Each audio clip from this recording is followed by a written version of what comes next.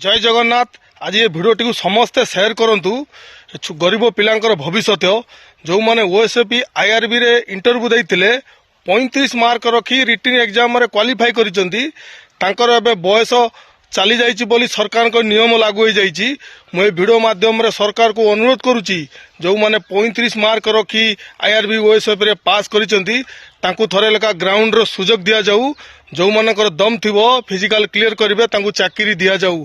कारण तांकर एज सरी जाउछि। आपण मानक गुटे लागू करि दैचंती से रिटन 35 मार्क रखिकी पास कला परे भी तांकु फिजिकल सुजोग दिया जाऊ नहीं। ये वीडियो माध्यम रे मु मोहन सरकार को अनुरोध करुछि गरीब छुआंक पेटरे लात मारंतु नहीं। तांको भविष्य अंधार हो जिवो।